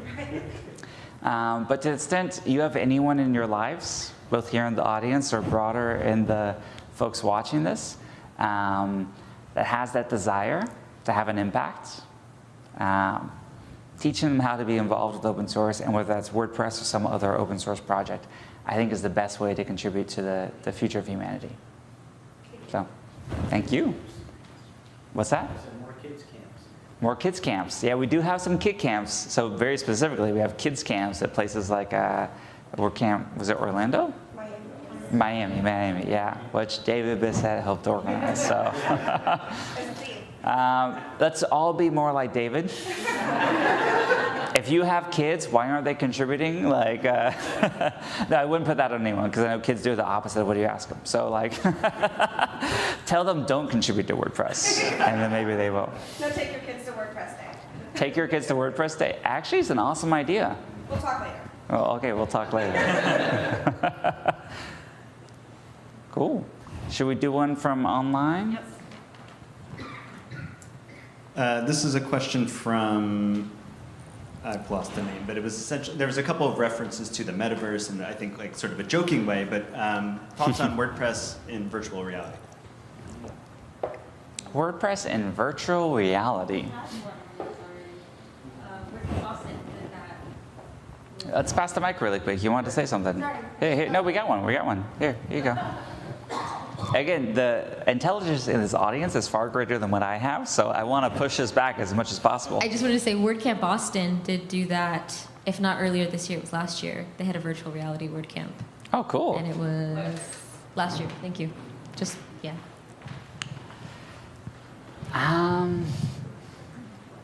That's a tricky one. I don't know how to answer that, to be totally honest, because like the internet is virtual reality. It's just kind of text-based. And then when you think of other ways of interfacing with virtual reality, like VR headsets or AR, etc., one good thing WordPress is great at dealing with content. So don't build on top of WordPress if you're building like a messaging system or a real-time game or something like that. But if you're making something that like essentially is people inputting content and outputting that to the world, you should probably be building it on WordPress. Whether it's real estate, records, almost anything. If it's content going in and out, that should be on WordPress. When companies, nameless, should talk about this idea of a metaverse, they often talk about the interoperability. This idea that content or items that you create in one metaverse is available in all of them. If I imagine my most sci-fi thoughts of the future, science fiction, it's hard for me to imagine that if humanity interacts more and more in a virtual space, that'll be controlled by one company. I really think it'll look more like the web, like a place where people can register domains. We actually had a joke in here I forgot to tell, so you get it now. What if there were something like a DAO, a distributed autonomous organization, that managed a namespace which you could pay to own a part of, and in fact there's no gas fees for that owning part of it. The fees are borne by the merchant. That would essentially be buying a domain with a credit card on any registrar. So we have things already that any person listening to this can have true ownership of, like a domain that's their like home on the internet. Internet is the best metaverse we've created so far, and part of that's because of the interoperability and the open standards that these things are built on. Patent-free standards as well, which I'll emphasize. To the extent that things will be, I don't know exactly what it'll look like. Nothing I've seen so far is that compelling, but to the extent that there are fun, content-driven things that are going to be part of the next generations of the web, Web 3, Web 4, Web 5, Web 10, I expect WordPress will be at the center of it. Me? We've got an in-person question. Okay. Please introduce yourself. Yeah, hi. My name is Bud Kraus. We've never had the pleasure to meet, but I've heard you speak at several of these. Thank you. And welcome to New York. So all I want to know is, this is a brand new space. Sorry that for the people who aren't here, but this is a brand new space. What are you going to be doing here? And can we use it too, the people that live in this area? Yeah. So for those who are watching online, we're in this cool space in the NoHo, which means north of Houston, which is a New York incorrect way to pronounce Houston. Which is the city where I'm from, neighborhood. And it's a cool neighborhood, it's near a lot of public transit, and it's a cool space. A company I'm involved in, CEO of Automatic, when we purchased a company called Tumblr, got this space. And so we have this until 2025. Not coincidentally, a lot more of the people working on Tumblr and everything we do have gone more distributed. So there's not many people in this particular space as there used to be. But we try to create this in a way that, much like tonight, could be a place that people use for events and other community things. So if you're interested in doing that for something particularly open source driven within the community, we're happy to open up this space for anything in the future. And a cool kind of aside is that all the art in this space, including what's behind me, is from people on Tumblr. And so these are all publishers on Tumblr. So all the art that'll be in this space, and eventually, right now we have this wall covered. We're going to cover every single wall here. So we have many thousands of square feet to cover still. It's all going to be people who publish on WordPress and Tumblr. And in the future, Tumblr will be powered by WordPress. So that'll happen. So it'll all be the same thing. So it's kind of cool that it'll all be artists that use open source publishing to put their content into the Openverse. All right. Hi, Matt. My name is Anil, and I have a curiosity question. You mentioned about Gutenberg Phase 3, which will be collaboration. Mm-hmm. So I'm curious, what can we expect at that phase of Gutenberg under collaboration? That's a good question, because I talked twice as long as last year, but maybe missed that particular point. So the collaboration phase, Phase 3 of Gutenberg is, imagine Google Docs is probably the best analogy. You know how when you're in a Google Doc, when someone else is editing at the same time, you see exactly what they're doing, what they're changing. So imagine every single thing in WordPress updating in real time as other people edit it. So there's no more version conflicts or anything like that.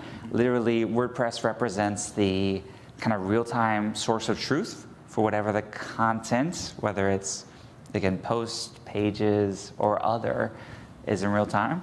And then there's both a real-time awareness and workflows around editing that.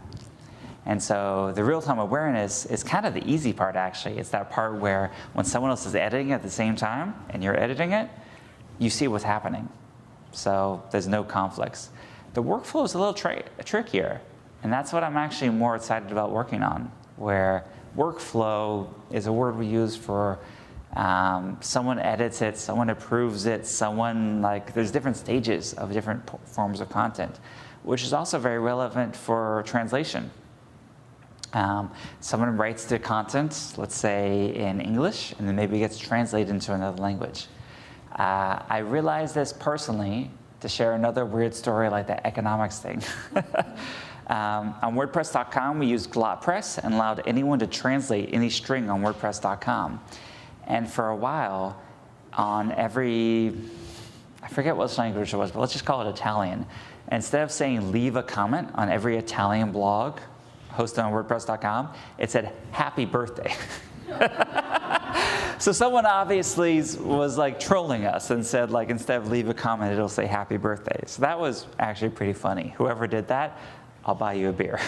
But ideally, there would have been a workflow, or someone else who speaks Italian would have said, this says happy birthday. How do you even say that in Italian? Does anyone know?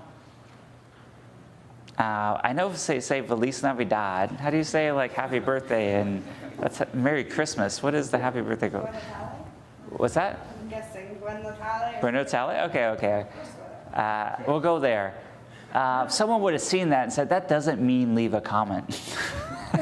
And we shouldn't put this on the homepage of every single Italian WordPress in the world. So that workflow, I think, is key to phase 4 of Gutenberg, which is why it's part of phase 3.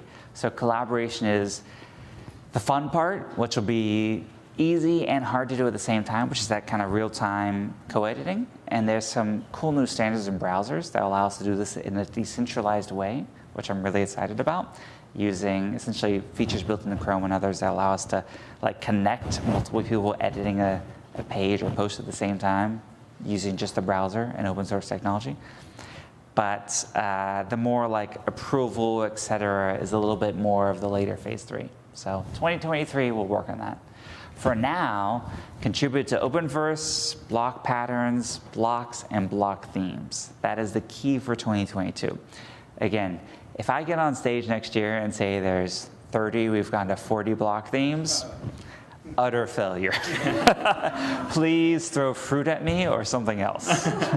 I hope that we have 300 or ideally 3,000 of these block-enabled themes, and that both that's updating existing themes and creating new ones, allow people to express their creativity online through the Gutenberg editor. Again, right now, if you look what social networks do, they try to really narrow you into a very limited expression of creativity. Why? Because they want to serve ads against your profile and what you're creating. They want to target you. That's not what we're trying to do with WordPress. So we want you to create the most unique, cool stuff online as possible. And blocks enable people to do that, and I'm looking forward to more and more of it. Does that answer the question? Yes, thank you. Cool, thank you.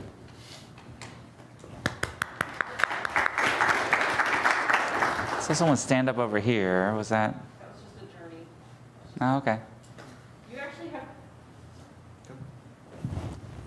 You have preempted so many of the questions that were submitted. Oh. We're getting you one, though. So, somewhat related to the what you were just speaking to, the question is, so soon we'll have blocks that allow you to drag everything everywhere. We'll soon have a ton of free images, patterns, etc. How are we going to make all of that easy to understand and use for users? Yeah, that's our problem. So this is what it's going to be, I think, the focus of core WordPress iterations over 5.9, 6.0, 6.1, and beyond, is I'll say it in an abstract sense, which is things like user tests.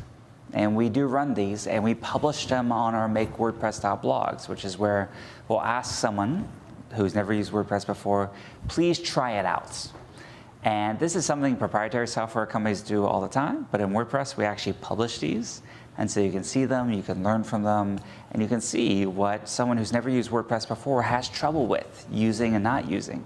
Things that might be very, very intuitive to people in this room, because we've been using WordPress for 5 or 10 years, might be very challenging to someone entirely new to concepts or the abstractions that we use. The other example, which I hope everyone listening to this does, because if you're listening to this, you're like a WordPress OG, is helping a friend use WordPress, right? I hear a laugh in the front row.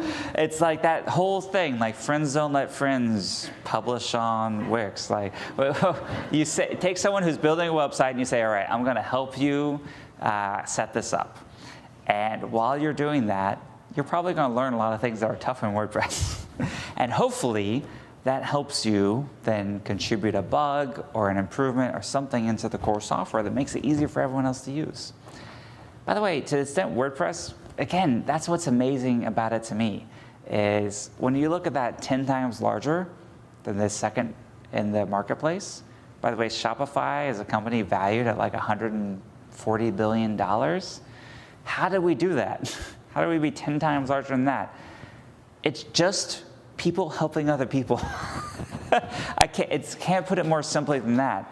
It's how WordPress has had basically no marketing dollars through its whole history. It's friends telling friends, like, hey, you want a website? Let me help you set it up. And then when they have trouble, coming back to a cool WordPress make site or something else and saying, hey, my friend had trouble with XYZ. I think if we move this around or change this widget or made this button more prominent or something like that, that it would be more intuitive for folks. And the beauty of a project like WordPress, and there's a few other open source projects which are similar, is we can simultaneously become more intuitive for new users at the same time that we become more powerful for power users. That's not easy. I think it can only happen in the digital realm. Like an SLR camera with like 80 buttons can also become simultaneously easier for like people just taking their first photo. But in the digital world, we can do that. And that's actually really, really exciting. So that's part of what excites me about WordPress, and I hope is a part of what people contribute in the future.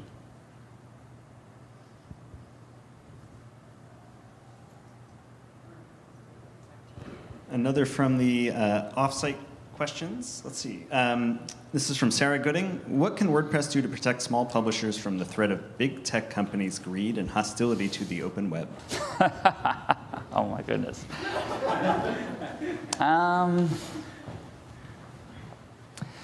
Big tech companies, what was it, hostility to the open web?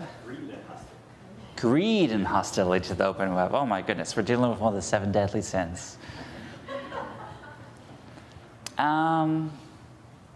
First, I'll say that there's some giant tech companies whose greed and hostility is somewhat aligned with the open web, meaning that a Google, who is indexing the web, is probably more aligned with the mission of WordPress than a Facebook, which is trying to create an alternative to the open web, or other companies, fill in the blank there. So that's something to keep in mind. The number one thing I think we can do is create an alternative. So it's easy to forget that someone starting a WordPress might not want, the thing they wake up in the morning and think about is not like, I want to make more open source software in the world. They might be thinking, hey, I want more customers in my restaurant. Or I want more visitors to my salon. Or I want more readers of my novel I'm working on. Like whatever it might be. And the beauty of WordPress is there's so many things you can do on top of it. Is that WordPress is a means to an end. And this is our strength and our weakness. On third-party measuring services, like a Quantcast or a Nielsen or something like that, like a Facebook.com or Google.com shows up as one domain. And WordPress is in many ways like the dark matter of the web, and that it's the thing that comprises the majority of the universe, but doesn't show up on one domain by definition. It's across millions, tens, hundreds of millions of different domains, and represents each person on the domain owning a piece of the web. It belongs to them. Literally, domains, I'm going to pitch domains here. Domains are like the most Web3 thing you could create. Like, it really belongs to you, far more than almost anything else. So I think what we can do is, well, I'll tell you the biggest thing I've learned, which goes a little back to your question on what is a thing to talk about to the youth or people that are creating things. Early on, I was like a Slashdot reading zealot, meaning like I was like, Microsoft and Bill Gates are evil. I had a very like black and white view of the world, where I saw open source is good and anything proprietary is bad, and it was binary. As you mature, you learn that things are not binary. It's grayscale. It's duotone. And there's things that are both simultaneously good and bad, and things that exist on the spectrum.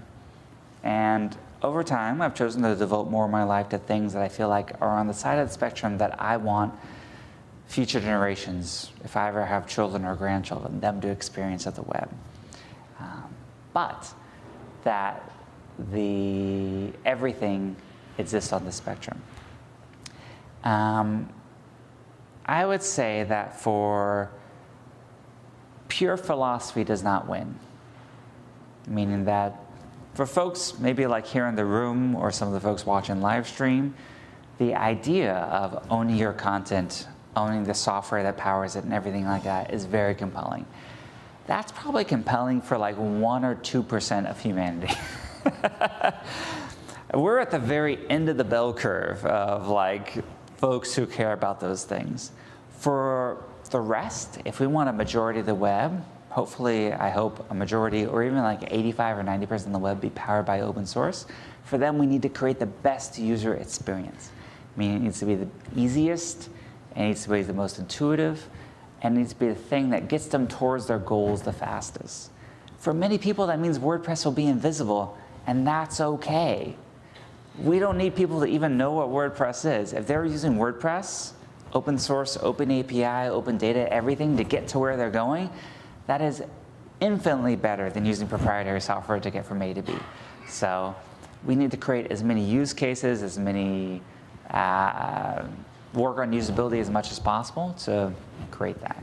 So that is my learning and something I hope we can all work together to create, because even if someone doesn't realize they're using open source and making the web more open, if by creating the website, creating their restaurant, creating their online service, selling something online, they are doing so in a way that makes the web even just a smidgen more open, that's cool. That's good for humanity. That's the part I want future generations to grow up in. So, thank you.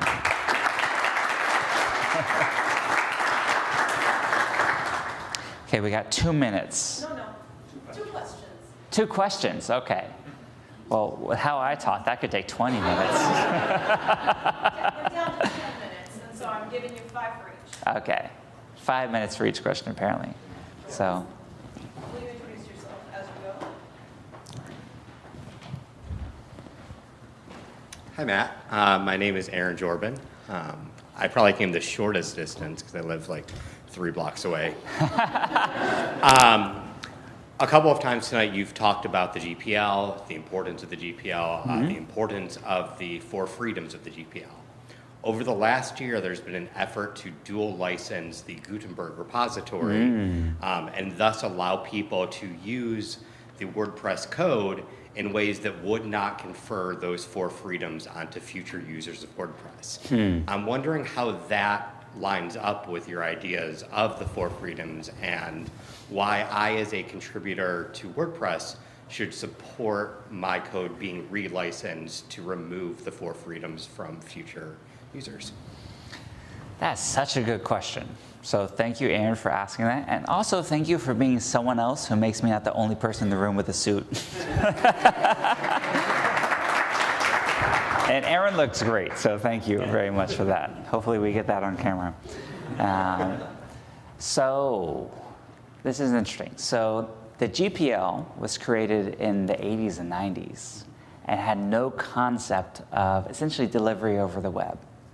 So the GPL says that if you share something, distribute it, which was historically means distributed the source code over like floppy disk or CDs or things like that, you must confer the same freedoms.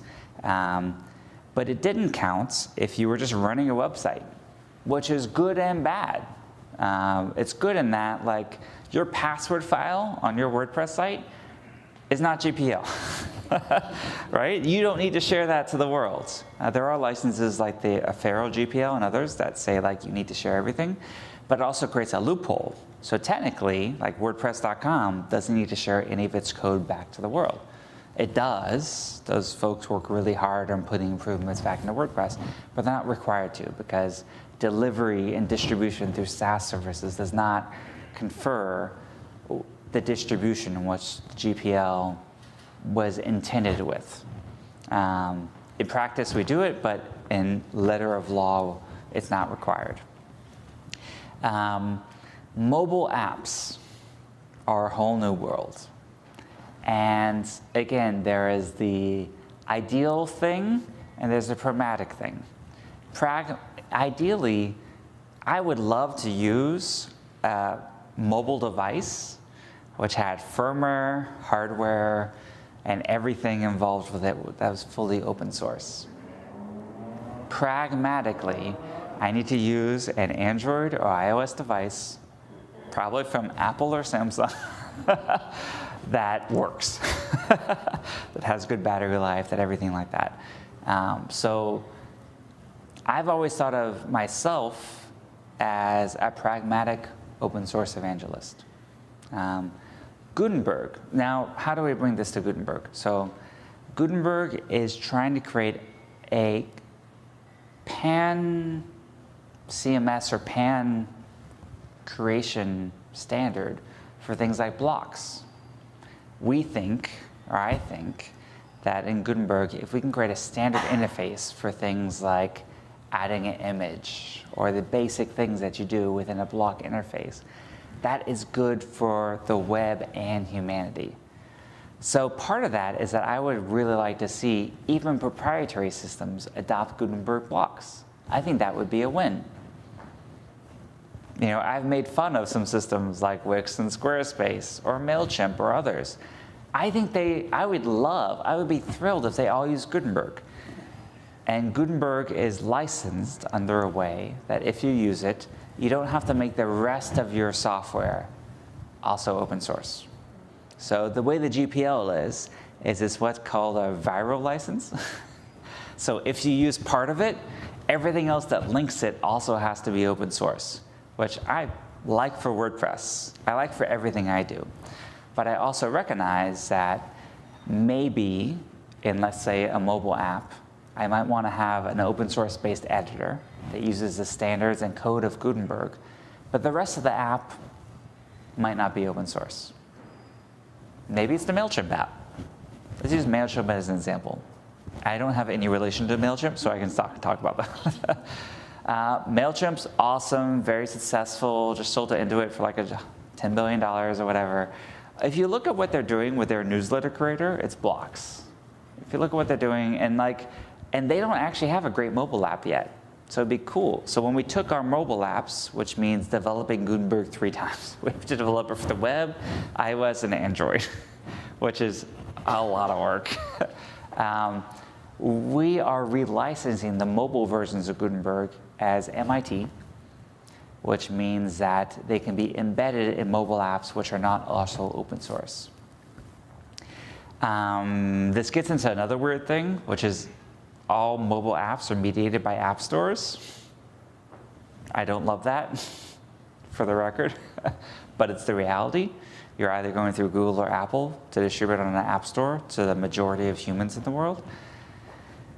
And you have to, when you distribute your app, you kind of have to, you have to agree to their terms of services and licenses, which are sort of compatible with open source. Actually, WordPress has been a pioneer there. Apple originally did not allow GPL applications to be distributed on the Apple Store, and WordPress fought for that, and we won it, essentially.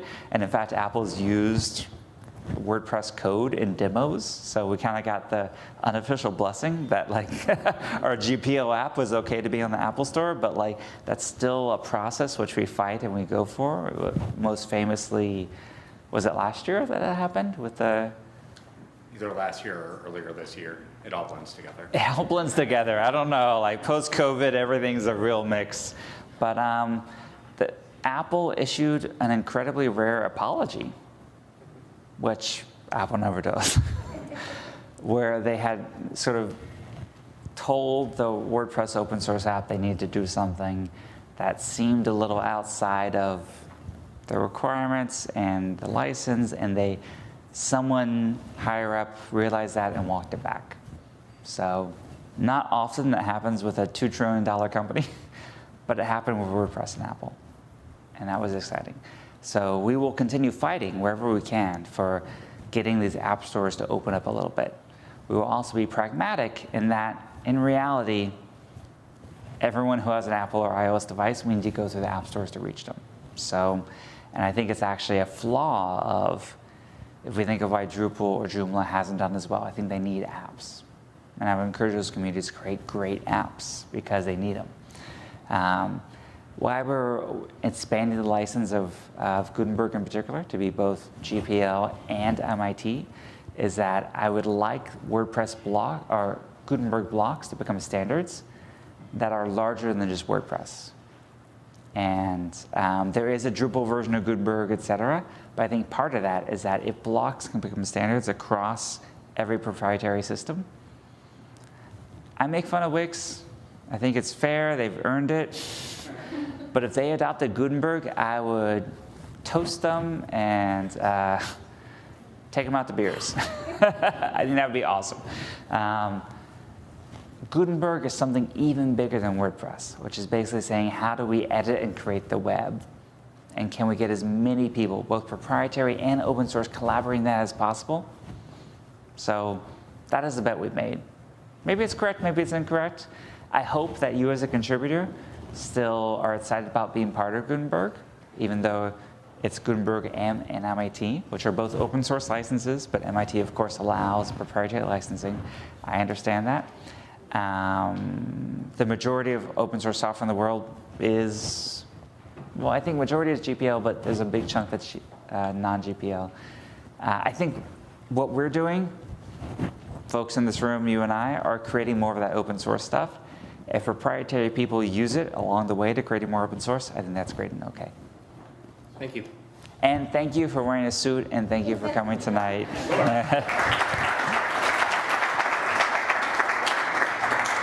Someone asked me earlier why I wear a suit, and it's actually one of my favorite folks is Frank Sinatra. And he talked about, someone asked why they wore a tux every night to perform. And he said to the other band members, he said, well, if we were performing for the king or queen, what would we wear? We'd dress up, we'd wear a tux to perform for them. And he said, well, every single night that this band performs, there might be someone in the audience who saved up 2 months to be there, or a waitress, or someone like that who really worked to be there. And so guess what? We're going to dress up for them and perform for them like they are the king or queen of England. Royalty. Every person in the audience is royalty. So that's why I wear a suit every year, if you're wondering. This is like the only suit I wear during the year. But I wear it because I consider every member of the WordPress community to be royalty, and we're dressed up for y'all. So thank you.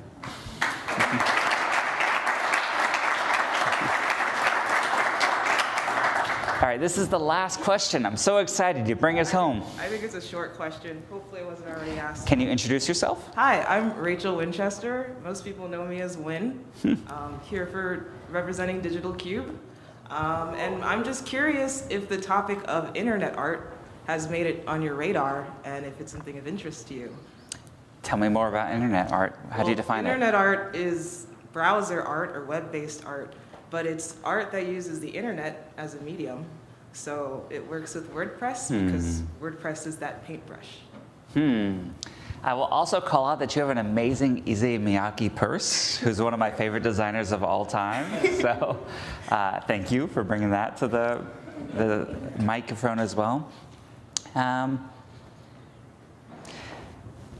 What do you think about the Openverse and internet art? Like this idea that people could maybe even contribute internet art to the Openverse? I love the idea of making publicly accessible images more accessible. I love that idea. Yeah. It's an interesting tension, right? Because artists create things and they want to earn a living from the things they create. And people create things and want to contribute it to the commons of humanity. That becomes part of what we remix, part of what we build on, part of the foundation of what creates the next generations, the next versions of what happens. And in copyright law, which I would say is popularly epitomized in essentially United States copyright law, you have an ability to do that. You know, rest in peace for Joe Abloh. Like, would talk about his 3% rule, where he would take an existing thing, modify 3%, and create something new. Incredible, right? One of the great artists of our generations in so many ways. That affected popular culture, that affected art, that affected so many things. Through that, taking something existing and modifying it. So, I don't know. I think that's the epitome of open source. I would say that WordPress's limitation is before, that was basically all in the code and language realm. It was all about the plugins, the themes, a little bit of design, and the translations that were open source. If you had to define what's next for us, it's expanding through the Openverse, through things like that are more content-driven. Images, video, audio, art. I'm a photographer. My username is PhotoMatt, so I consider photographs to be art. And I hope to put more and more of the art I create, and hopefully others, into that commons, so that is the basis for what generations create in the future. So, thank you so much. I appreciate the question.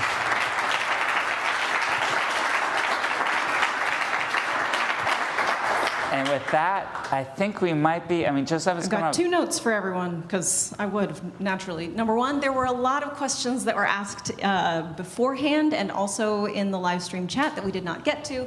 But just like last year, we will have a blog post up where we can get those answered for y'all, don't worry.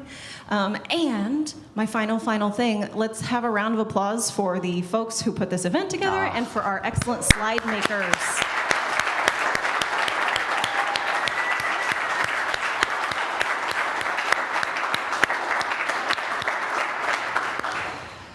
All right, so that's it for the live stream for this year's 2021 State of the Word. And now, I hope if you're watching at home, you can go enjoy yourself with friends. And for those who are here in person, let's go grab a drink and some food. All right, thank you all. Appreciate it. Thank you, Josepha. Thank you to the team. It's been amazing. All right.